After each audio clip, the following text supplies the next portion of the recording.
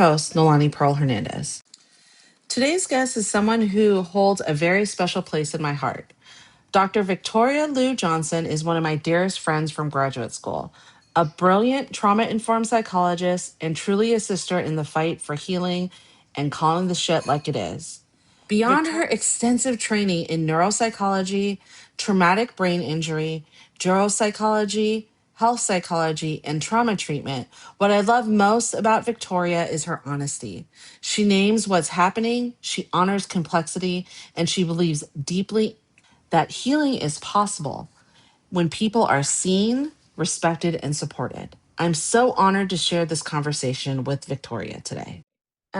Well, I've just had the most amazing time talking to my good friend from grad school, Victoria, and I'm so honored that she's here to share the conversation. I was telling her as I was looking for guests to come and speak, I was like, duh, I know a therapist, Victoria. So I'm so glad she agreed to come on. We're recording this on a Sunday, so I'm glad that she has been like blessed me with coming to come and talk. And I alluded to us meeting in grad school, and I really watched Victoria grow into this really amazing woman and therapist. And we've been really focused on growing into healers and truth tellers, so that today we can really call out bad behavior, but also help people heal, each in our own lane. And I want to know, I know what called me to it, but what originally called you to this work? Oh gosh. I often joke that I sort of fell into it accidentally. But because when I came to grad school, and I don't know if you knew this, my plan had been to go to medical school I originally, didn't know. for geriatrics because I wanted to work with older adults with dementia. Hmm. And that part I think you probably knew. Yeah. And then, along the way, I met professors who specialize in different things. And then I found out about neuropsychology and I Hmm. ended up doing that. But in terms of the work as, as a healer, so to speak, or, all of those things, I think it really goes back to my early childhood. My grandparents were both in the medical field. Hmm. My grandmother was a nurse, and my Hmm. grandfather was a traditional medicine doctor. So he was Chinese, and so he, did acupuncture, Oh, did herbal cool. Okay. medicine, and Hmm. he was also trained in Western medicine. And so, uh, those things really influenced me so much. And both my grandparents were really brought up in and rooted in like social justice and that type of stuff. So I think all of that was infused in me, but I never really realized that. Hmm. And then along my journey in grad school in the program with you, I ended up in a practicum at an elementary school and Oh, like fun. every kid, well, right, that's what I thought. I was like, oh my God, it's gonna be so fun. I get to play with these kids all day. And then somehow just luck of the draw, because there was another practicum student there, and we just did like every other referral Hmm. we take, right? And it just so happened that every kid that I saw had trauma. Hmm. Hmm. And I never really envisioned myself working in trauma, but when I was working with those kids, one, it was so hard because I was a mom already at that time, and Hmm. all I could think about was my own children being in these situations. But also, even in that short amount of time, the 1 year of working with them, I could see how much being that one adult that they could rely Hmm. on for support made a huge difference to them Hmm. and Hmm. allow them to be themselves. And so that I think really planted the seed for trauma work for me. And even though I didn't necessarily imagine myself here, if I look back at like my childhood, my experiences with people I knew, other potentially like Hmm. traumatic situations that I've been in or adjacent to, I'm like, oh, it completely makes sense that I ended up in Right. this You role. know, we talk about like on the podcast, we talk about like the mother wound, our motherhood trauma, and really what what I want to get out there is kind of what you talked about is this childhood trauma, because we talk about ACEs, right? Mhm. Adverse early childhood experiences, and how each, if your number is high on that, it kind of like gives you a trajectory of how your life is going to be.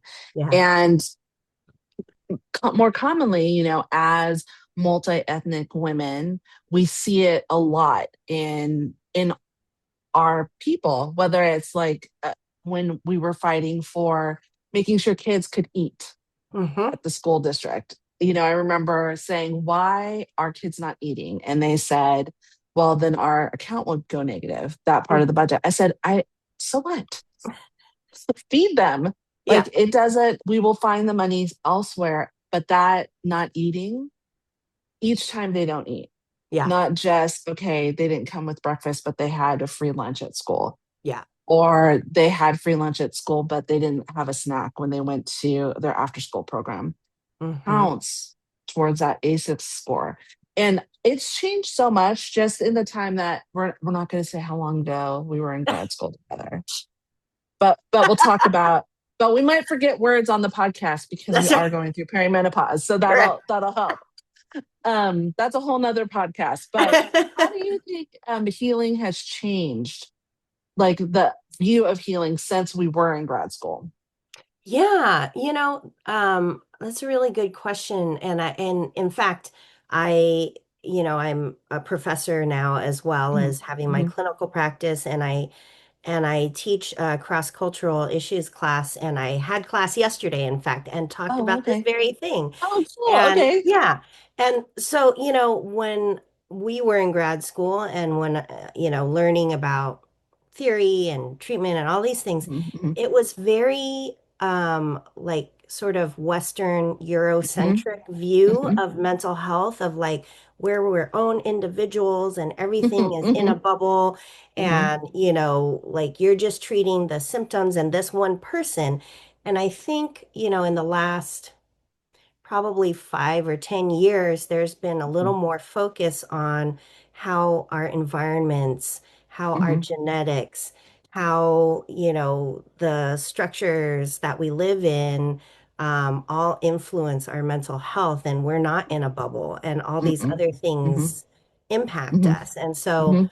trying to treat someone like they're the cause of their own problems is is not that's not how life works, right? Right, right. And I think I've seen a lot of that, even just as you were talking about helping kids in school. I Mhm. thought, oh man, if you would have been my therapist when I tried to say, hey, my mom's a psycho, Mhm. with more words than that, um, that you would have actually heard me instead of saying, oh, let's have your mom come in. Oh, look, your mom's saying sorry. I was like, it it's her, it's not me. And I know that when it's the right person to listen to you, Yeah. and this is where like diversity comes in, because we talked about it. I'm biracial, you're multi-ethnic, you're indigenous, and you're a third culture kid, and those identities really help shape the way you show up at work. So tell me how Mhm. you've experienced that. Like where has it helped you in this fashion? Yeah, I think because there are so many different influences, right, that Mhm, make up mhm, me, I can understand that people aren't in these neat little categories. And I, mhm, I think maybe that piece of it, and then having different perspectives, having grown up, with different cultural mhm, mhm. influences, having spent time living with my indigenous grandparents in a Oh wow. village where, Oh wow, I didn't I know had this. to, That's there so was no cool. running water. Like I had to go pump water for everything, for a bath, Oh for wow. cooking, for washing, all those things. Like it didn't just come out of a tap, right? Yeah, Um, yeah.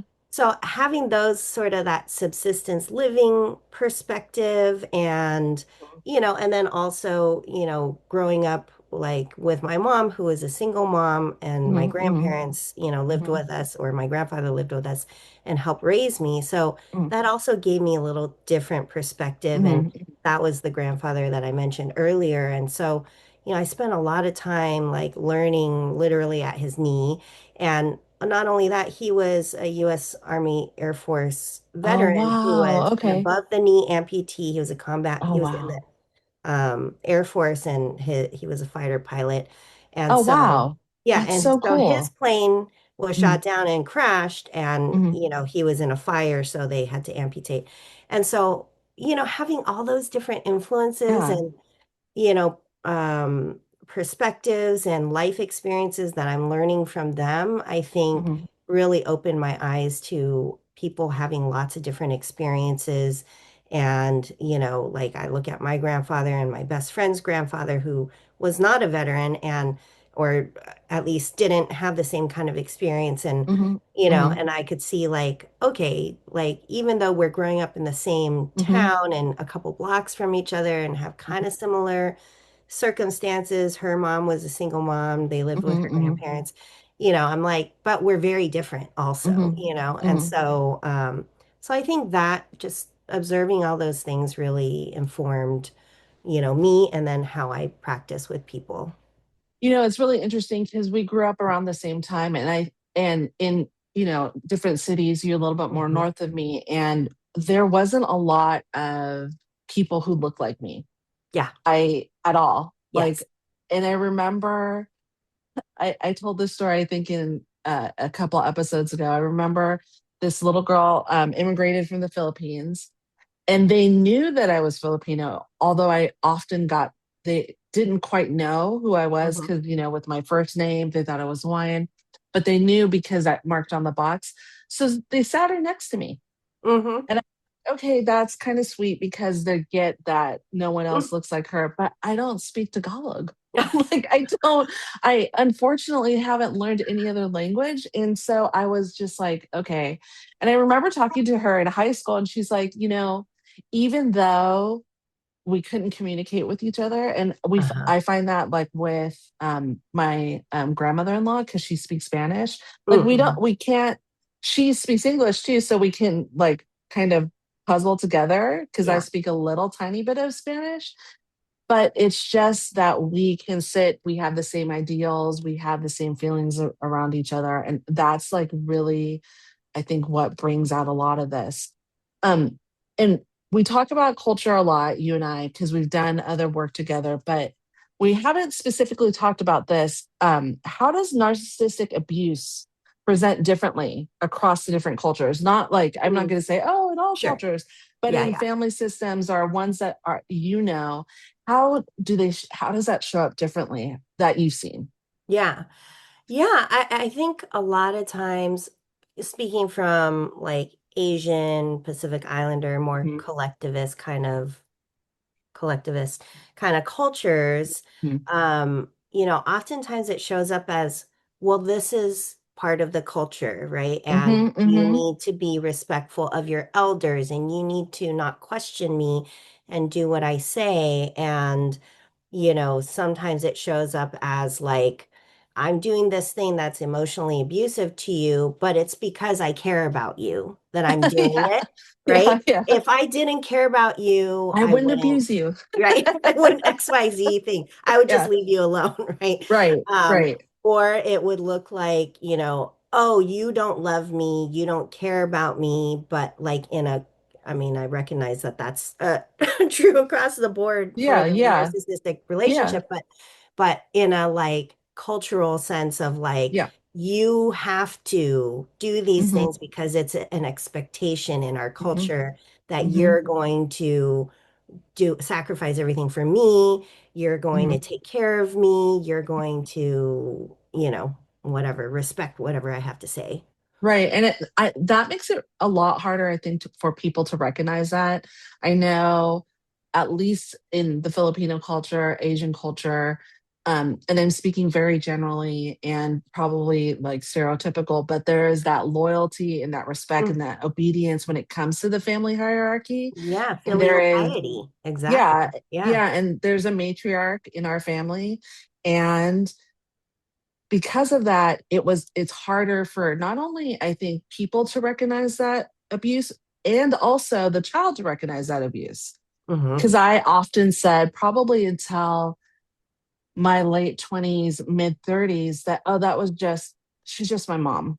That's what she expects. Yeah. And I think the moment that I like stopped doing that is when I started to unlock a lot of the things. And how do you think then how like colonization or that intergenerational trauma or that systematic oppression intersects with that family dynamic?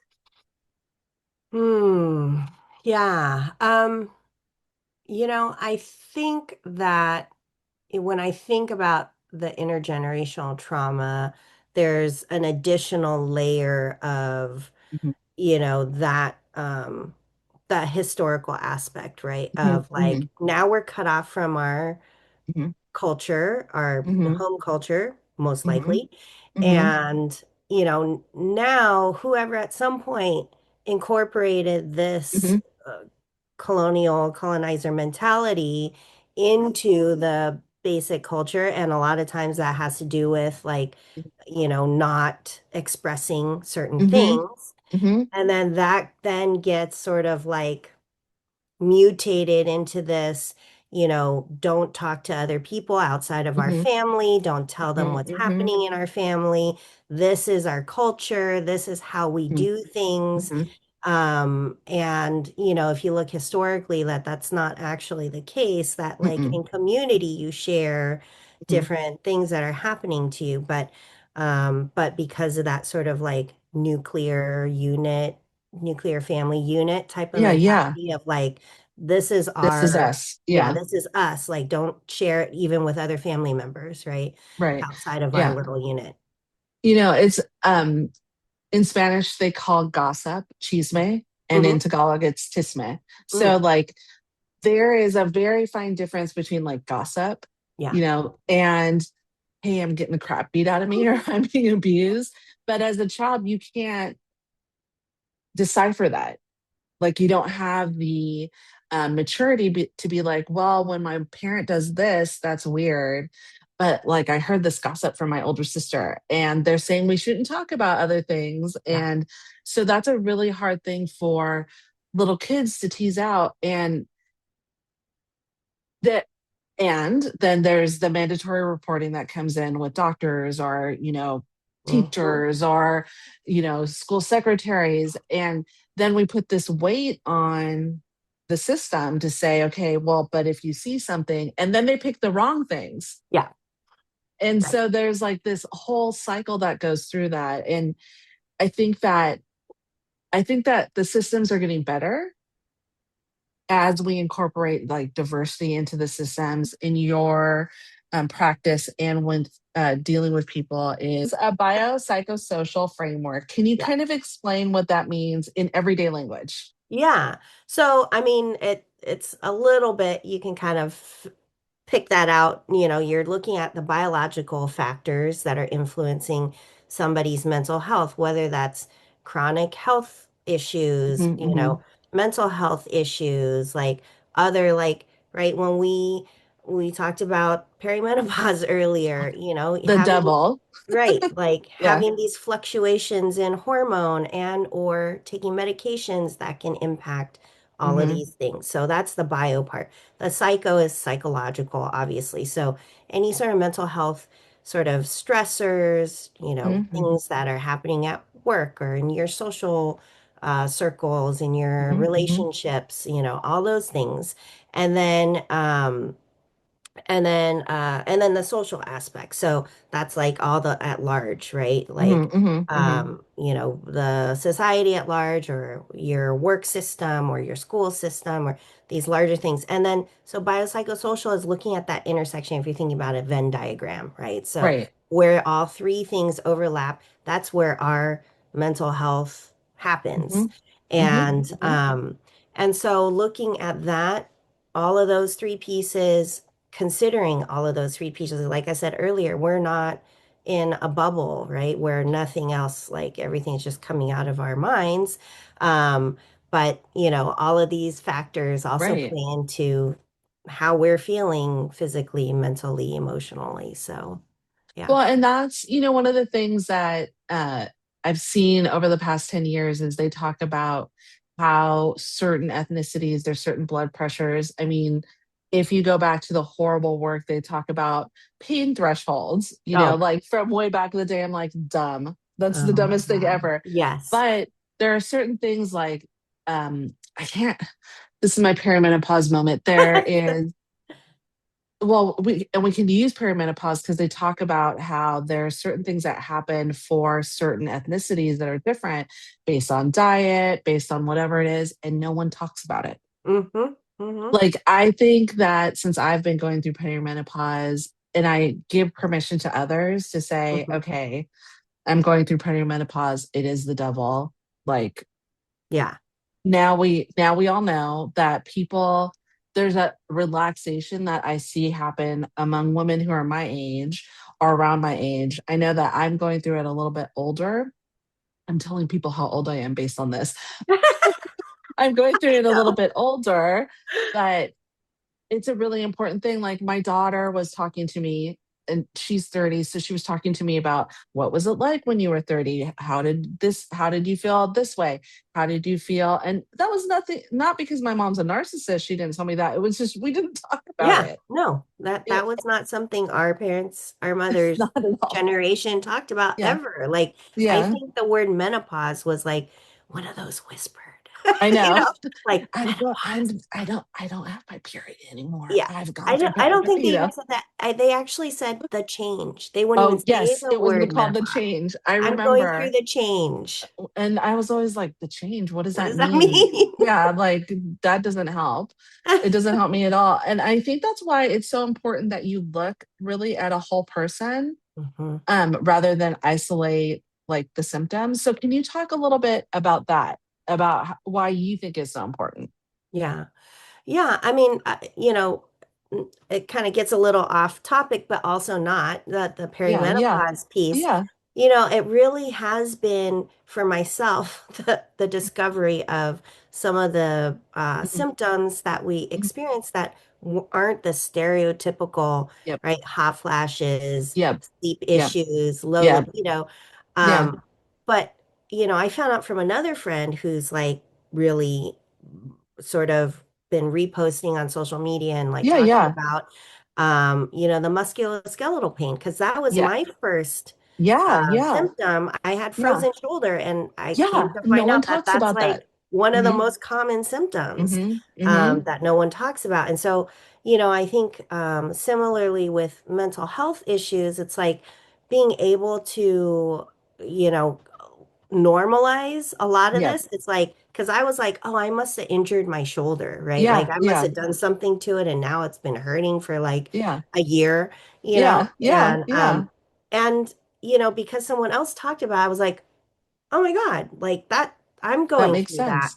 And Yep. so, similar for mental health issues, it's like when you start sharing some of the things you're Hmm. going through, especially Yep. like with family members and stuff that Yep. are outside of your immediate nuclear Yep. family, suddenly it's like, wait, I that happened to me too, or Yeah. I Yeah. went through that Yeah. too. And so, I think a lot of it is really that recognition of we're not islands. Yes. And Yes. you know, that Yeah. some of Well, these things are common. it's really interesting. So I help admin a group. There's three of us total of women who have narcissistic moms. There's like 7,500 women in there. Oh, wow. And it's a lot. Like, I think about it and it makes me sad, but it also makes me really happy because there is something that comes from not having to explain this whole piece of my life Yeah. and then getting to the meat of what goes on. And that, I think, that lived experience is really, really important. And then when you also intersect it with your nervous system responses. So Mhm. why am I exhausted all the time when I have to deal with a dick at work? It's Yeah. because they probably are triggering that narcissistic like Yeah. response that I have. Absolutely. Or, why my blood pressure? Why am I feeling like my blood pressure going up? All of these things, and that intersection is like really, really important. Hmm. With your background in neuropsychology Hmm. and TBI, what do you wish more people understood about trauma and how it impacts the brain? Yeah. Well, I mean, both things, right? TBI and emotional trauma, not just physical trauma, can rewire our brains, right? It Mhm. can cause certain parts of our brain to be overly active and other parts to be underactive. Mhm. And just like any, I mean, although the brain's not a muscle, so it's not a one-to-one Mhm. comparison, but use it or lose it, right? Mhm. Just like muscles, if you don't exercise that muscle, it's going to atrophy. And so similarly with your brain, because they're electrical signals that are being sent, the more often those are used, the stronger those connections, and the ones Mhm. that aren't, Mhm. kind of Mhm. weaken and or die off. And so, with trauma and the example you just gave, that's a perfect Mhm. example because, that part of our brain, the amygdala, that's Mhm. really largely responsible for that fight or flight response, it's very close to the brainstem. And, and I explain this to all of my patients and in my Mhm. classes too, that part of the brain helps us to survive, to run away from the Mhm. bear that's going to eat us, Mhm. or things like that. But it's not a very smart part of the brain. Mm-mm. Right? It's responsible for just making a quick snap judgment and Mhm. being triggered and just sending us off to run away, Mhm. or to fight for some people. And Mhm. Mhm. you know, and so that part of the brain can't really differentiate between real danger and perceived Mhm. danger. And so Mhm. maybe you had real danger with your parent who was maybe physically abusive or certainly Mhm. emotionally abusive. Mhm. And Mhm. when you're in that situation with a boss who's getting angry or doing similar type of Mhm. behaviors, that part of Right. your brain's automatically like, danger, Will Robinson, let's Right. get out of here. Right. And Right. so, so that triggers that response. And, a lot of times it's, unless you're aware of it, it's hard to Mhm. kind of like talk yourself down from that. Right. Well, and I often talk about it in two ways. So I think that not only is that part of your brain trained to like flash, Hmm. especially as you're healing, to flash Yep. and say danger, danger, danger. But the tricky thing about a narcissist, because they very rarely go to therapy, is they train that part of your brain Yep. to ignore itself. Yep. So they can continue that abuse without you getting triggered by that. But the way that I see it show up now, especially for me, and this, like very vulnerably, I'll say this, is it's like little IEDs Hmm. that are left in my memory. So if a boss like criticizes me, Yeah. like it triggers this response that it's just like a criticism. They're just giving me feedback to whatever. Or Yeah. if I didn't do as well on this test or whatever it is. And I see for a lot of people who have gone through this abuse that it triggers their nervous system and they go through this whole cycle. It gets Yeah. activated. Yeah. And then when they get back here, then they're calm again. And like you said, the brain can rewire itself. So you Yeah. can stop that process Yeah. so that it doesn't go all the way to that fight or flight Yeah. or fawn or freeze or whatever it is that you do. Yeah. And oftentimes people shame themselves from going through a natural process. Yes. Absolutely. So, what are some of those common responses that you see in your work where people are shaming themselves for something that is really an adaptation for them to be able to survive? Yeah, absolutely. And I mean, this does come up pretty often in my work, unfortunately. Mhm. Where something happens and the immediate response is like, it's my fault, I need to fix it Mhm. regardless of whatever the situation Mhm. is. It can be the most benign thing. And that's the immediate response because, Right. like you said, they've been trained to respond in a certain way. My husband has always said, which I've now adapted into my therapy speak, is, our parents install those buttons and they know how Mhm. to push them, right? They know exactly Yes. what Mhm. combination to get us to do the things they want, respond in the way that they want. And Mhm. so, I think, first, like recognizing and deprogramming some of those buttons Right. so that Right. they don't get triggered by someone else inadvertently. And recognizing that this was not like you didn't create this. Mhm. Mhm. situation. Mhm. It's not your responsibility. Like one thing I've, relatively recently been working on with one of my patients is like, it's not your responsibility to regulate everyone else's emotions. Yes. Mhm. And which Mhm. is what, that person had been taught by their mother, Right. right? Right. And so whenever like anyone in their life got upset, it was this immediate like, how can I make it better? How can I da da da da da? Yeah. And like Yeah. overly, Mhm.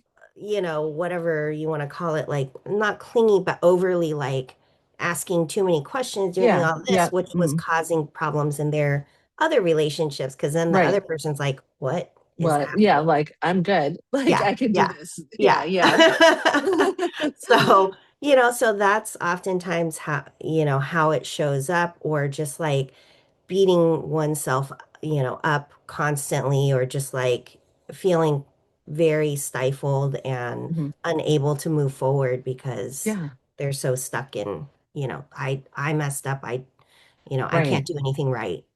Right. Well, and how do you help people like reframe the like what's wrong with me Hmm. into what happened to me? Yeah. Because Yeah. I see that a lot with the group that we have or the people that I'm coaching. It's often they say, well, what did I do wrong? In response, I have this one person who she calls her mom every day, and her mom plays like this really messed up game with her. Like, and I'm like, and she's like, but what's wrong with me? And we're really working on the no, nothing's wrong with you. This is what is happening to you. Yeah. And so, how do you work with people to kind of reframe that so Yeah. that they can start moving towards that healthy healing?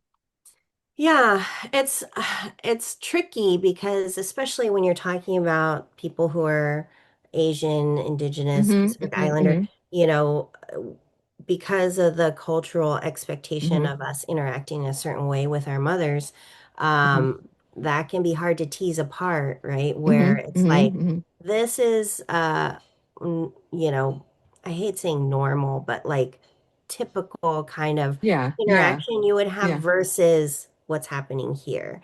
Right. And, so sometimes depending on the situation, right, that the client or patient will say something that I can kind of be like, okay, that is a great Right. example Right. of why are you doing, what is happening Right. here? And I have them kind of explain like how they see it. And Right. usually in the explaining there's like a disconnect of like, wait, why why am I doing that? Like this Right. doesn't make Right. sense. Yeah. And then Yeah. that opens that door for that Right. conversation. It's really interesting you said that. I just remembered, like, I've been trying to remember this interaction that I had with my husband and I. I was sitting on our stairs and I was talking to him about, the experience I had with my mom. And I said, I'm sure that my mom hates me. And he was like, no, she does hate you. And I like just started crying. I was like, oh my God, my mom does hate me. And because that's the only way that I can explain the ridiculousness of Mm, what's gone on. And he experienced it with my mother pretty early. mm, So I didn't have to explain anything to him. And he yeah, had experienced other, like knowing other narcissistic people. And so I really didn't have to explain to him that that was my mom. And it was a really like shocking thing for me to say that because we're taught even in Western civilization, as a mom, you're supposed to love your kids and you hug your kids. And like, I have a child, I have three bonus kids, and I love them. hmm, Like, I would step in front of a bullet for them. yeah, That's the way that hmm, it is. And my mom would throw me in front of the bullet. That's what would happen. And then cry and be like, I'm the victim. right, Look at me, how sad this is.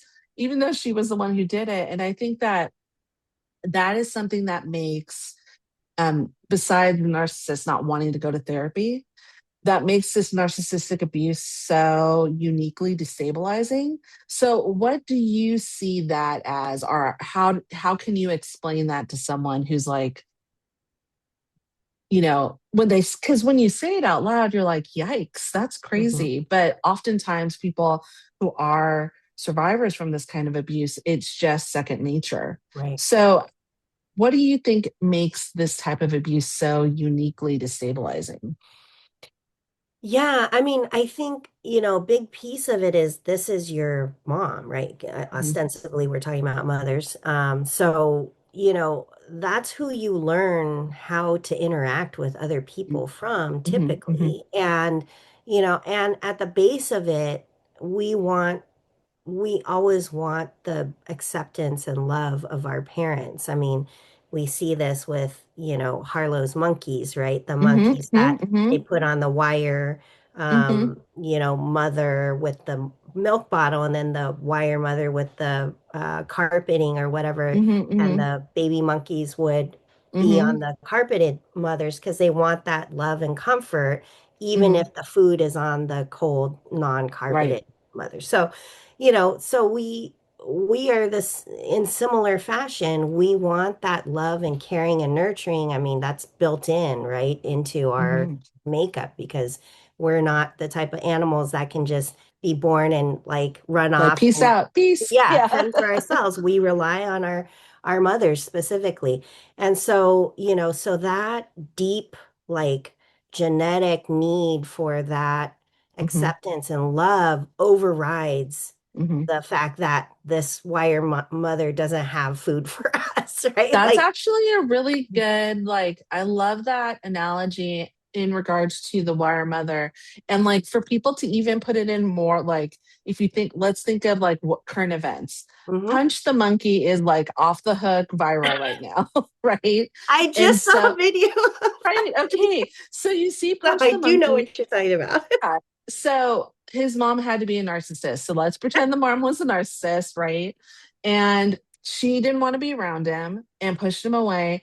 And so they replaced that feeling for him with the stuffed monkey. And everyone saw it like, and it's really breaking a lot of influencers, I find, because they're like, this is too much with everything going on. It's too Uh-huh. much. So Yeah. he's dragging this little monkey around, a little stuffed Yeah. monkey, which is giving him what he needs right now. Yeah. And then I think just yesterday, one of the other adult monkeys like accepted him and gave him this hug. And you see Oh. like this whole different flourishing of him Yeah. in comparison. And I say this and I don't say it lightly, like my husband saved my life in regards to that because there was this, like, I didn't understand that, I had friends and that was Yeah. cool and, awesome. But I didn't understand that like unconditional love until I was with him, where he was like, okay, that reaction is a little weird. That definitely is like laced with your mom's craziness and the Mhm. narcissism, but we can work through that and let's Yeah. talk about it. And that is something, unfortunately with my dad, he wasn't abusive, but I think for my dad, his he had an inclination to attract these kind of women. My mother was that way. My former stepmother is that way. The jury is out on his current girlfriend. I have never met her. So, well, I'll hold my reservations. Maybe, 2 years from now, I can let listeners know. Yeah, she is a narcissist, or she's not. So now y'all have to listen for that long until I Yeah, I that's I right. do it. So tell me, why do you think so many survivors struggle with this self-doubt and the guilt and the loyalty conflicts even after they've removed themselves from that narcissistic abuse? Yeah. Yeah. I mean, I think a lot of that, again, kind of goes back to that, genetic drive Mm-hmm. to Mm-hmm. be with our parents or our mothers, especially, so that there's that innate like desire to have that relationship. And Mm-hmm. then at the base of it, there's that early childhood wound of being Mm-hmm. rejected Mm-hmm. by your mother, right? Like Mm-hmm. nobody wants Mm-hmm. to be rejected. And this is another analogy I often use is like, it's like somebody you don't like is having a party that you would never go to. You find out about it, you weren't invited, and you still feel rejected, right? Right. Like, Right. You're why like, didn't I get oh, invited? yeah. Yeah. Even though you know if you were, you would never go. Yeah. And Yeah. it's kind of like that, where it's just like nobody likes to feel rejected. Nobody Right. likes to Right. feel like they aren't loved. And especially from someone who, like you mentioned earlier, is supposed to Yeah. love Yeah. you, is Yeah. supposed to want to take care of you. And, as we know, at the end of the day, not everyone is meant to be a parent, and sometimes those Yeah. people become parents. Yeah. Um, Yeah. Yeah. and for whatever reasons, maybe societal expectation, Mm-hmm. or they think they wanted to be a parent, or Mm-hmm. they become a Mm-hmm. parent to get more attention. I don't know. Mm-hmm. Mm-hmm. But Mm-hmm. Whatever it you is. know, Yeah. so I think there's that drive of like, I want to be loved by my parent. I want to be accepted by my parent. I don't want to be rejected by anyone, but especially my parent, Right. even if I know that's not a healthy place for Mm-hmm. me. Mm-hmm. And, Yep. and I've been seeing like, it's funny you mentioned this. I've been seeing, it's been kind of popular because of Oprah and whatever, this Ugh, like, right? Divorcing your yes. The family no kind call. of Yeah. thing. No.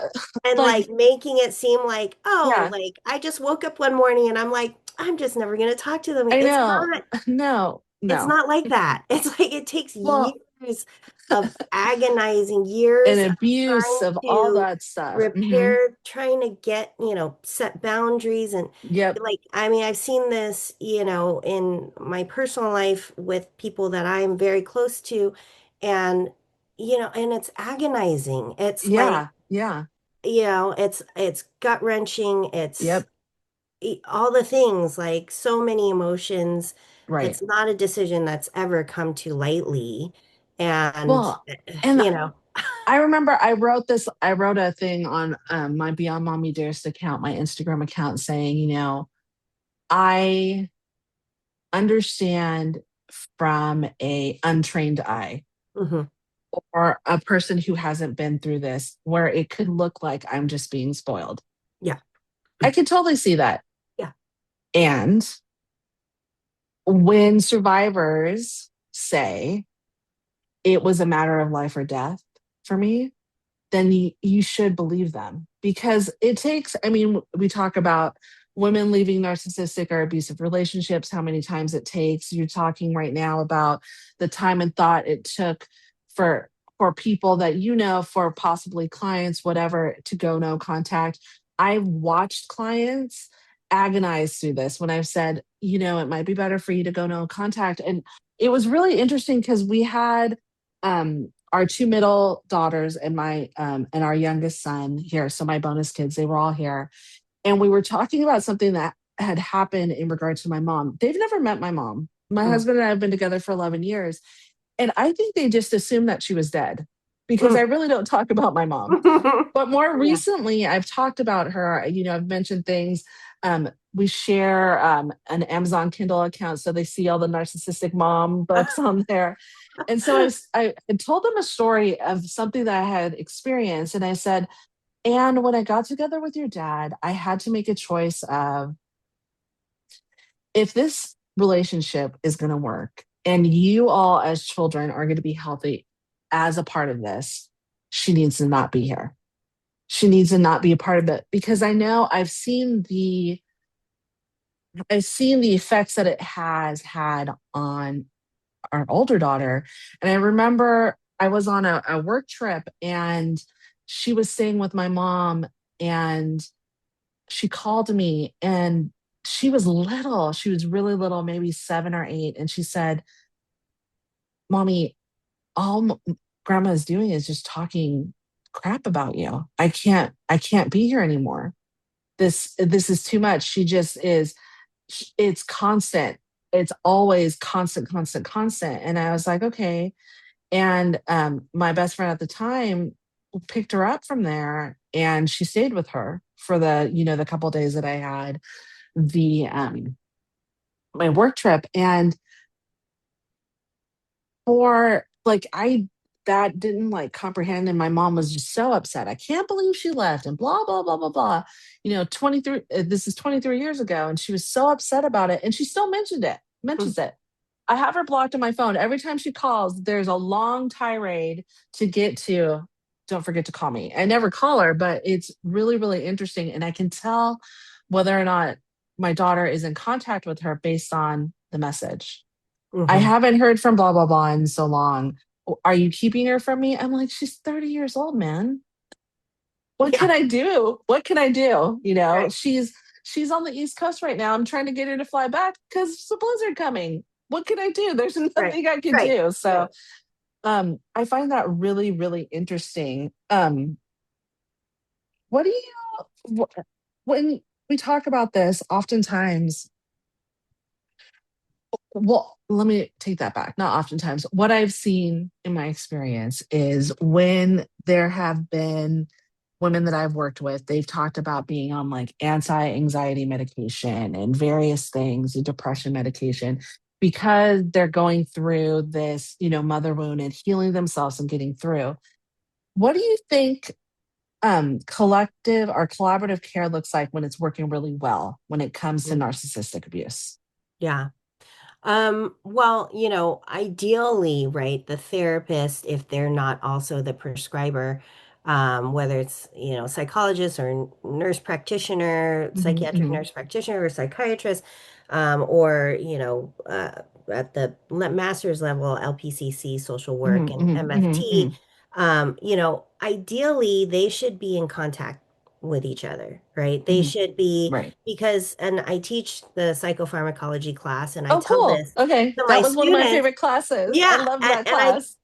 I tell them, I'm like, you guys are the ones who are going to see these people every Hmm. week. Hmm. They're the person who prescribed this medication maybe every 3 months if they're Yep. lucky. Hmm. And it's going to be a Hmm. 15-20 minute visit. You're going to Right. see them for an hour every week, and you're going to see, is this Hmm. medication working or Hmm. not? Hmm. Hmm. Are they having bad side effects or not? Hmm. Hmm. Are they at a point where and I use the analogy, and I got this from a book, which I can't remember the name of the book It's because okay. Perimenopause. exactly. It's okay. We'll figure it out and we'll put it in the notes, Yeah, but go right. ahead. But it was written by a psychiatrist, and he uses the metaphor of psych meds and therapy as, someone who's really going through it, right? They're like drowning and they're doing everything they can to just Mm-hmm. get their head above water. And sometimes medication is that life ring to help them get their head, Hmm. be able to take a breather, right? They're Right. still stuck out in the ocean, but Right. this helps them kind of Um, take a breather, right. bring their that all of that, like all the things, that system down, their Hmm. stress response down, Hmm. all of that. Hmm. And then therapy is teaching them how to swim back to shore.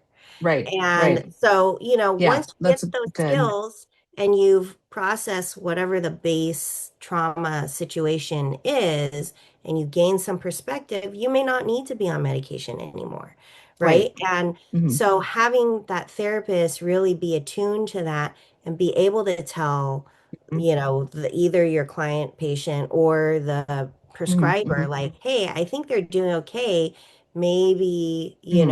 Let's they taper might off. want to like Yeah. take them off or taper down to a lower Hmm. Hmm. dose and see how Hmm. things go. So that would ideally be how things look. And also, sometimes I've had the situation where someone got on a new medication and it's like not a good plan, Yeah. So Yeah. I Yeah. see them a week later and they're having all these bad side effects. I'm like, I think like you need to tell your doctor, you Hmm. need to Hmm. tell your prescriber immediately that this is Hmm. happening. Hmm. And usually they do because, we talk about all these things, and, they get taken off of it or whatever. Right. So ideally everyone should work as a team and Hmm. with the, you know, person, client, patient, whatever you want to Hmm. call Hmm. them, at the center of it, driving the decision. Like Hmm. one of the other things I talk about is like psychosis, right? Like Hmm. hallucination, auditory Yep. or visual hallucination. If it's not bothering the person, like why do we need to medicate it? Right? Right. If it's not Right. hampering their ability to function and live their life and, work or whatever other Right. things, like why get on Right. these heavy duty medications I for it? agree. And Well, so, it's not an yeah. automatic, like, I think, a lot Yep. of the medical field is Yep. CYA, right? Yeah. So they're like, oh, Yeah. you have this, I'm going to throw medication Yeah. at it so I Yeah. can Yep. document that I put you on medication. Yep. Um, but at the end of the day, if the person's like, I'm doing fine, I'm able to work, I'm able to take care of my Right. family, my whatever Right. Right. things. And yeah, I know like I'm hearing these voices, but I know they're not real and I can kind of ignore them. Right. Like, why do we need to medicate them then? I watched so there's this show on Apple TV I absolutely love, Shrinking. I don't know if you've Mhm. watched it. I have not. Um oh my God, so good. Need to Like watch it. it's Okay. yeah, you have to watch it. It's in its third season, Uh-huh. and so I'm going to say that I won't say, I'll try not to ruin it, but there's a main character in it who gets a who is diagnosed with Parkinson's. And a Uh-huh. part of Parkinson's, toward like what will start to happen is you could hallucinate. Yeah. And so there's a hallucination that he sees, and they so amazingly put the hallucination to be Michael J. Fox, right? So the person who's fighting against for Parkinson's Yeah. funding is Michael J. Fox. And so what they did, because the main character is in a professional setting, they are a therapist, they took and they equated the hallucination to, yes, it's a part of Parkinson's, but it's the stress part. So Hmm. let's remove the stress and Hmm. then see what happens. And you start exercising and you start doing things. And the hallucination went away and he went back to work. Hmm. Hmm. Um, so I think that, of course, this is commercialized. It's, Sure. Yeah. it's not exactly what happens, but I think that you're bringing up a really good point is number one, it's the person. Are they functioning? Like that's the big thing. Are they Yeah. functioning? Are they able to do self-care? If they have a family, can they do family care? Are they showing up for work? Are they doing all the things? Hmm. Hmm. And then you decide from there.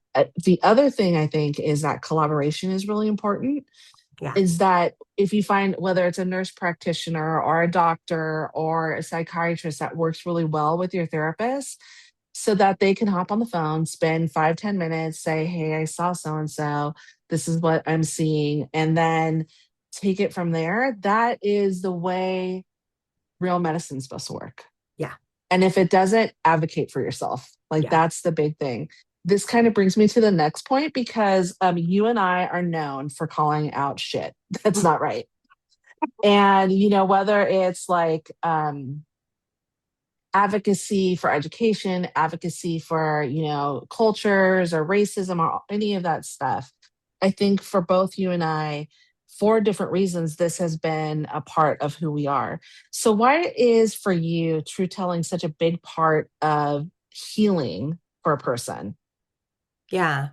I think, a lot of times for people, especially who have gone through traumas, who have had a narcissistic parent, mother, or been in abusive relationships or things like that, so much of it is built on a lie, right? Mm-hmm. So Mm-hmm. much of it is built on this constructed reality Mm-hmm. of the abuser, that the person, the survivor has sort of been, if it's a romantic relationship, right? The first thing that happens is they get isolated from their Mm-hmm. support system Mm-hmm. so Mm-hmm. that then you're disoriented and you can't check in with someone else on whether this is Hey, is this right or okay? not, Right. right? Yeah. And so same thing with the parent structure is, yeah, you've grown up with this. You don't know any better. You don't know any different.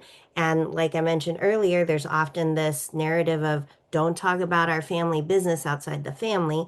So you Mm-hmm. can't be checking in with other people. And Right. or this is your fault. You brought this on yourself. So Yeah. then there's that shame of I don't want to tell people because then they're going to think badly about me. Right. Um, so, a lot of times it's like, right, calling that out of like, that's not how, you know, other people operate. That's not how humans operate because we are social creatures. Like we need Mm-hmm. to be in community with other people.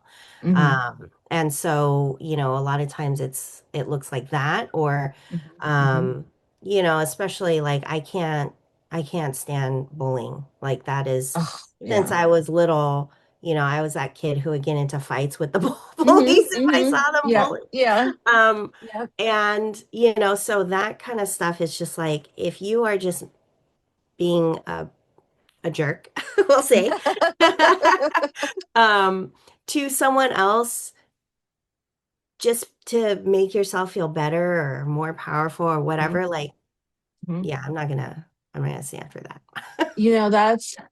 That's a really big thing for me too, and it's probably gotten me into more trouble than not because I like, I don't like this power structure when someone believes they have more power or if they have more power and Yeah, then they're bullying someone. yeah, And I think that really like connects for me. And again, I don't know how well, let me take a step back. Entire side of my family that I grew up with has totally different views for me when it comes to um political views or racism or any of that stuff. I know that there's some kind of deep rooted value in that. How do you help people reconnect to those values after their years and years and years of being in survival mode? yeah. Well, it's interesting because a lot of times, and I don't know if this was true for you, but at least with the folks that I've worked with who have had like an abusive parent, Mhm.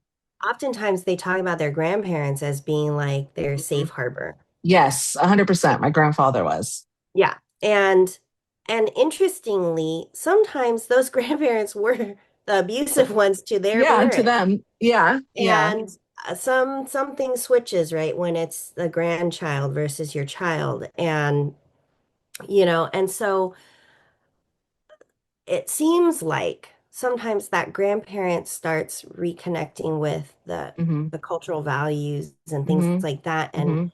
kind of passes it to the grandchild. And so being able to kind of call back to like, how did you feel with this person or what did you learn Mhm. from them that was different than what your parent told you? Mhm. And, being able to kind of look at that and recognize like, oh, like my parent kind of twisted this thing Mhm. to Mhm. fit their narrative. Yeah. Um, so It's so interesting because we talked a little bit about it. My mom immigrated here from the Philippines. And so a lot of that, oh, it was just like that. She just yeah, acted like that because of yes. that. And my saving grace was my grandfather, who was my dad's dad. Mm, And he, because I think of the time period, it's here I'm going to say my age again. It was the early 80s, right? uh-huh. So and there was a lot of immigration that was going on then from, I mean, it happened long before that, but there was a mass immigration that happened in the late 70s, early 80s.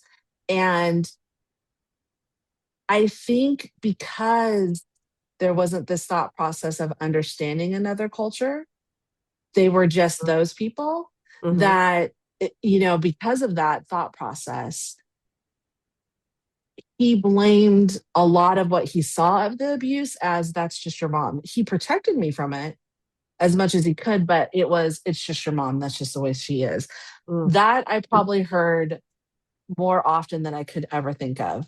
And for me, what really helped was being around other Asian families mm-hmm. and watching how they were with their kids. Yeah. Like, there's the thought process bubble, like, you have to get good grades, all of those things. But that's really not what an Asian family is about. There Mm-hmm. is the success so that the lineage continues on, Yeah. but there's not that, by all means necessary. And that's what I thought in regards to that. And that kind of really brings me to this question that I had for you. What does that liberation oriented healing mean to you or look like for Mm-hmm. you? Mm-hmm. I think, a lot of it is recognizing these other influences that have come in and Mhm. how they are overlaid and oppressing the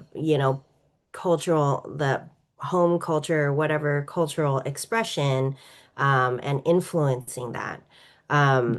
So earlier I'd kind of talked about the Western lens on Mhm. psychology of we're all like this individual and the liberation or decolonial psychology lens is really looking at us in community, right? Mm-hmm. And Mm-hmm. again, that really speaks to that. We're not like each person who's going through these things is not by themselves. And Right. when they are able to connect to the community, then they can see, like, oh, this is not, this is a toxic behavior. This is a whatever, Mm-hmm. Mm-hmm. this is not part of the culture as Mm-hmm. that abusive parent Right. may have, Right. kind of framed it as. Yeah. Yeah. I definitely agree with that. I think that with the group of these women that I stumbled on to be their admin, 7,500 women, that's a lot of women in one spot. Yeah. And to all have that similar, not the same, but a very similar experience in community together is Yeah. really big because we're all experiencing or have experienced stuff in different ways. Right. Some women are talking about how they're low contact, some are no contact, some are trying to figure out how to maneuver having children with having them. So that I think is a really important thing when it comes to healing, Hmm. to understand what other people are going through. So you can, like most things, take from it what really works for you and then move forward with it because that's really what it's about. Yeah. What do And you it's a want? Oh, very, go ahead. Sorry. sorry, I No, was no, going to no. say, and it's very validating, Yes. Oh right? my gosh. Because Yeah. before that, you're told this is you, it's only you, Mm-hmm. that kind of thing. And now Mm-hmm. all of a sudden it's like, oh, I'm either A, I'm in community with other people who've had similar experiences, or Yeah. B, I'm in community with people who haven't had this experience Yeah. and are going, that's Yeah. wrong, Yeah. That's not right? what Like how it's supposed to you and your happen. husband, right? When Yeah. your Yeah. husband pointed out, like, that's not Your mom okay. is, yeah, your mom is supposed to love you. And Yeah. I was like, oh my God, because I, and his family system is so amazing. Like I look at his family system, the love his mom has for both him and his sister, the love his dad, they're not married anymore, but the love Hmm. his dad has for him and his brothers, the love his stepdad has for him as his stepson and then his sister. Hmm. And then the ultimate is the love that their grandmother has for all of them. And Hmm. that, like, I had never experienced that. And I don't know if I've shared this story before on the podcast, but the first time my daughter met my husband's entire extended family, she was really upset. And I can't quite remember why she was upset, but she was crying out in the car. And so I was like, okay, this might just be because, it's changing the relationship, and she was older. So Right. we were trying to maneuver it. And it was Thanksgiving and I was making the mashed potatoes. I was like, I got to get this right. Hmm. Right. This is Hmm. how I'm going to be judged on how good these mashed potatoes are. Right. Right. And so AJ went out to talk to her and he's like, can you come out really quick? And and my You daughter was said both really of their upset. names, but I yeah. know. And she was really upset. And I remember I said, okay, get it together, just come inside. And his grandmother met her. And there must be some like they're a kindred spirit or something. But, in Spanish, his grandma said, oh my gosh, you look so much like your mom, and gave her a hug. And I saw her whole body, my daughter's whole body just collapse into her. And I was like, okay, we're going to be fine. Like, we're going to be good. And that was really, for me, a defining moment because you don't have to speak the same language to share that love. Hmm. Hmm. And that was what his grandmother was giving to her was, I know this is hard. I know this is different, but you're us.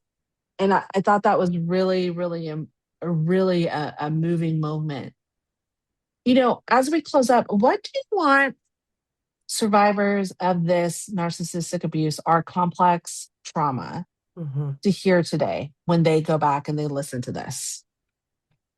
I think the biggest message is it's not your fault, right? You Yeah. didn't Hmm. do anything to deserve it. Hmm. Hmm. And, that behavior is a reflection of that person who perpetrated it and them and not of you.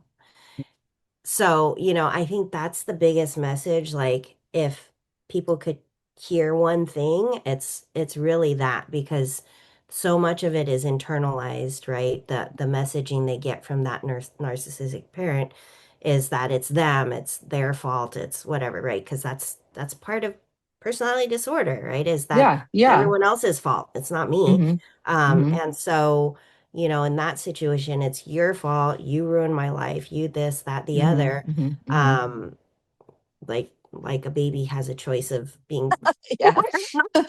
I'm gonna ruin It's your like life now. okay. Yeah.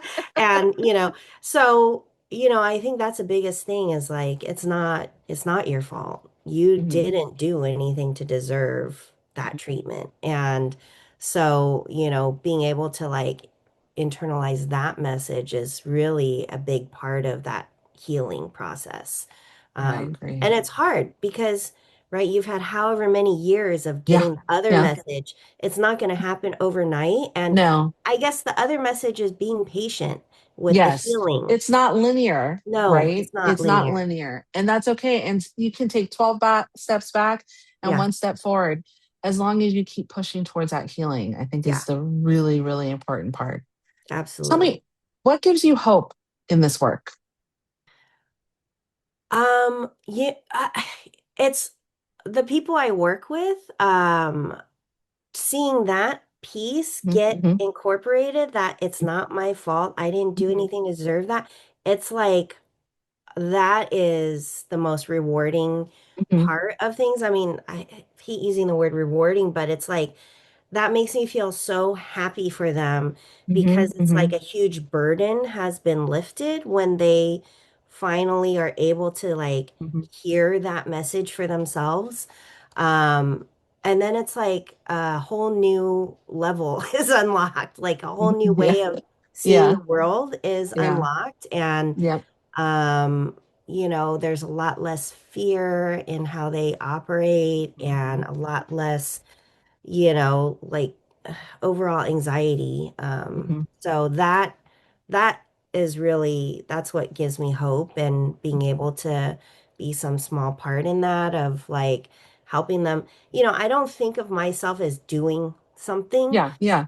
I think of it as like they're the ones doing the work, right? And this is what Hmm. I always Hmm. tell them when they're like, "Thank you, I couldn't do this without." And I'm like, "You're the one who's doing the work. I'm just Yeah. sort of here like as your, like third set of eyes or Hmm. whatever Hmm. of like being able to say, hey, like, there's these different paths you could go down, and this is what Right. this path looks like. That's what that, and then it's up to you to choose which way Right. you want to go. So, Right.